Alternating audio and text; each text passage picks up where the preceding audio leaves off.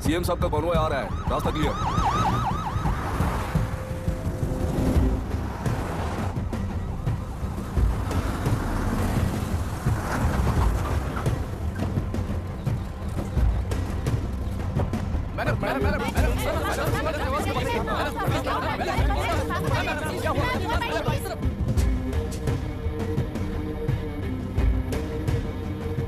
नमस्ते मैडम।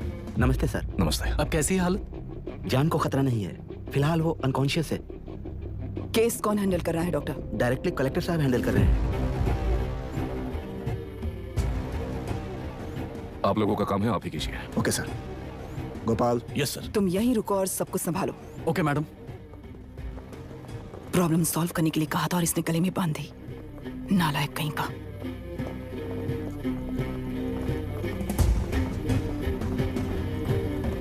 इस एनकाउंटर में आप लोग कह रहे हैं कि आपका नहीं है। क्या ये बात सच है ma'am?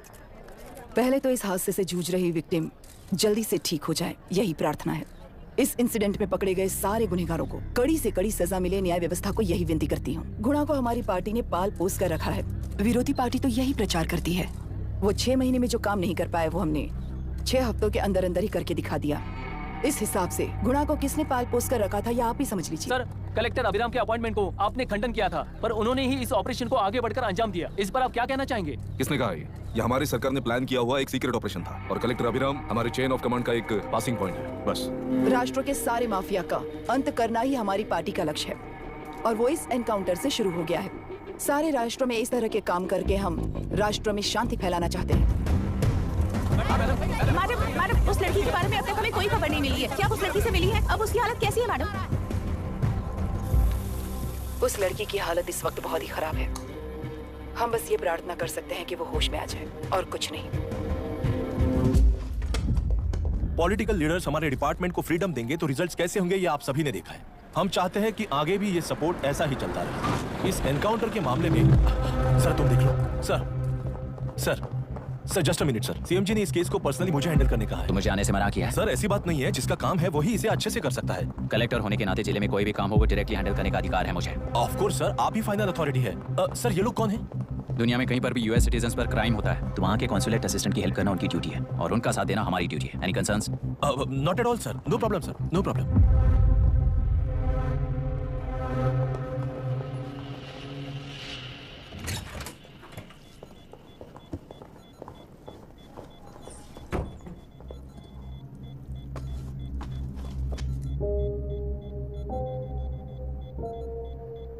Is this the medicine going in there? Yes, ma'am. Can I check? This is a wrong dosage. Prescription किसने दिया था? चीफ डॉक्टर ने दिया है। What's happening here? पेशेंट को मारने का ट्रीटमेंट चल रहा है यहाँ। Mind your language, sir. ये लोग कौन है? Consulate officials. हाइपोटोनिक सिलेंडर में 30% ज़ेलेटॉल दिया है। इससे पेशेंट की मौत हो सकती है। आपको नहीं पता क्या? इसे लिखने वाले आप ही हो ना? सर वो कोई गलती से हो गया सर। सिस्टर निकाल दो उसे। Please get a new saline. इंसानों की जान चाहे ऐसी गलती को गलती नहीं कहते हैं। बाहर चलिए।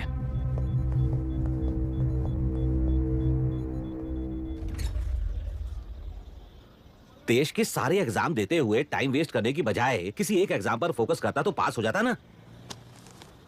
इन एग्जाम्स में वो पास नहीं होगा, ये तुम्हें कैसे पता? मतलब क्लियरिटी नहीं है ना।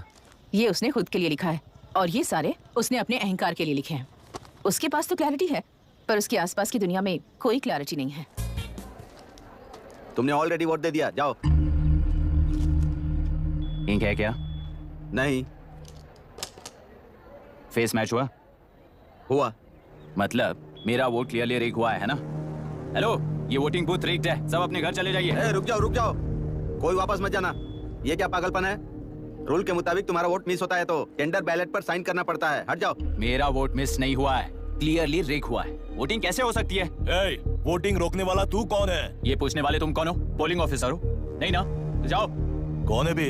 कंसर्न्ड पोलिंग ऑफिसर को बुलाइए, तब तक वोटिंग बिल्कुल नहीं होगी। क्या प्रॉब्लम है? ओह, तो आप ही हो वो कंसर्न्ड पोलिंग ऑफिसर। इस बार कौन सी पार्टी ने पैसे दिए हैं? पागलपन दिखाने की जरूरत नहीं है। टेंडर बैलेट पे चुपचाप साइन करो और निकलो। टेंडर बैलेट पे मैं सिग्नेचर क्यों करूं जब क्लियरली मेरा वोट रीक हुआ है? और कितने वोट रीक हुए हैं क्या पता? इस बूथ को रोकना ही होगा। बढ़ा मत यार, यहाँ से निकल लेते हैं। चल यार। मैं क्या कर रहा हूँ मुझे पता है। तू जा यहाँ से। क्या कर रहा है बे तू?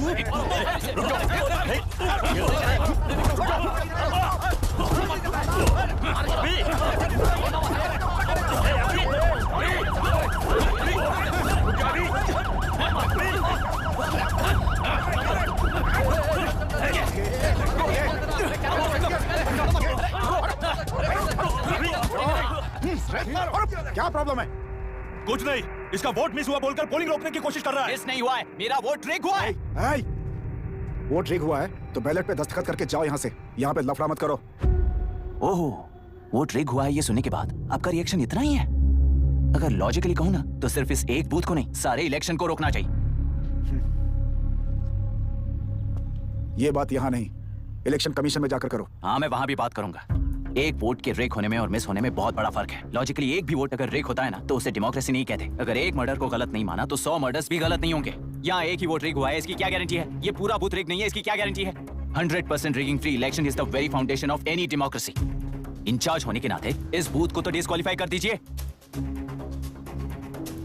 ये तुम्हारा बेटा है ना? Yes sir.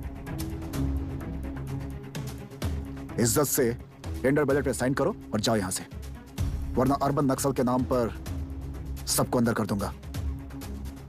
तुम्हें पता है इसका मतलब? तुम्हारा MIT एडमिशन, अमेरिका का ड्रीम्स सब बर्बाद हो जाएगा। निकल जाओ यहाँ से। शर्म नहीं आती ऐसी बात करते हुए? कलेक्टर के तौर पे आप इस जिले के सर्वोच्च प्राधिकारी हैं। आपको उन्हें अरेस्ट करना चाहिए जिन्होंने पुलिस के होते हुए भी हम पर हाथ उठाया। अर्बन नक्सल्स तो वो हैं जिनकी रक्षा करते हुए आप हमें धमकी दे रहे हो। उस समय के लिए इमोशंस को किनारे रख के बात करते हैं। आओ।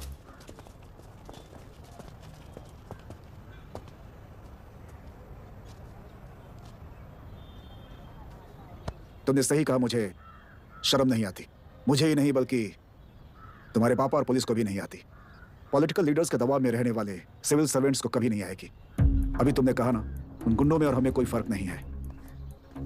छोटे, इस देश में हर कोई इंजीनियरिंग पर कितना मिलेगा, मेडिकल में कितना मिलेगा, MBA करने पर कितना मिलेगा, इस तरह से हिसाब लगाते हैं। लेकिन IAS बनने वाला सिर्फ देश का कितना भला होगा ऐसे सोचता है। पर सिलेक्शन के 6 महीने बाद ही, जैसा तुमने कहा, बिना शर्म के जीने की आदत बना लेता है। बाहर से पत्थर मत फेंको, कभी अंदर आकर देखो तब पता चलेगा। यह बूथ विशाखा वानी का है। डिस्क्वालीफाई करना मुश्किल है, ऐसा करना तुम्हारे लिए रिस्क है। सो इस वन साइड वॉर में लाइफ बर्बाद मत करो। फ्लाइट लो और निकल जाओ। 1 हफ्ते में अमेरिका जाने वाले हो, इन सब झंझटों में मत पड़ो। वैसे भी भागने वाले को देश के बारे में बोलने का हक नहीं। जाओ।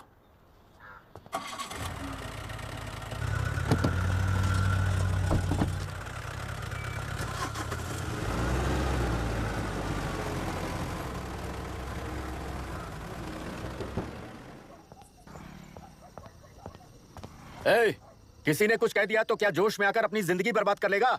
मेरी बात मान, नीचे आ जा। MIT छोड़कर IAS में आकर क्या हासिल कर लेगा? जिद की वजह से किसी के हाथों मारा जाएगा या फिर हवालात पहुंच जाएगा। ये अमेरिका चला जाएगा और मैं शांति से जीऊंगा। बहुत खुश था। दौरा पड़ने लगा फिर इसे। जरा समझाओ इसको। IAS के इंटरव्यू में 3 में से कोई एक ही सिलेक्ट होता है ना जी? शायद ये फेल भी हो सकता है। आप अभी से इतनी चिंता क्यों कर रहे हैं? बहुत होशियार हो। मेंस एग्जाम में 500 में 1 पास होता है, जिसे इसने पास कर लिया है। अब इसके लिए इंटरव्यू कौन सी बड़ी बात है? ए, तुझे अपने फैसले पर अफसोस होगा। नीचे आ जाना बेटा। अफसोस होने तक अपने तरीके से जीने दीजिए मिस्टर दशरथ। 25 साल का हो चुका हूँ, मेरी जिंदगी मुझे जीने दीजिए। ए, 5 साल की उम्र से तू यही तो कर रहा है। फ्लाइट मिस हो जाएगी, नीचे आना।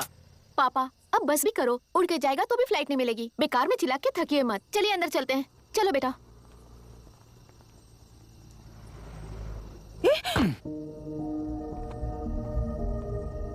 लुक मिस्टर दशरथ, इस दुनिया में सबसे अच्छी तरह से मेरे बारे में जानने वाले आप ही हो। टाइम पर टिकट कैंसिल किया होता तो 1 लाख रुपए बच जाते। अब उसे मेरे अकाउंट में मत जोड़ देना।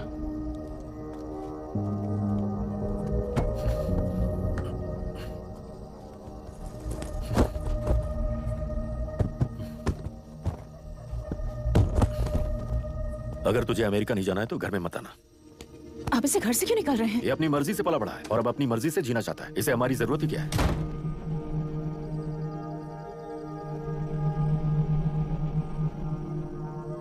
सुन भाई, अपना पेंट हाउस रेंट पर देगा? कम से कम वहाँ पापा तो नहीं होंगे। 5000 एक्स्ट्रा दूंगा। बहुत फेंक चुका है, चल अभी। वो बैग भी उठा ले। मुफासा टीला पर खड़े होकर सिम्बा को ना मुड़कर देख के भाग जाने को बोला था। पर मुस्तफा भी तो भाग सकते थे। सिम्बा को बचाने के लिए दुश्मनों से लड़ाई करनी थी ना। डैडी को देखे 24 दिन हो गए हैं आंटी।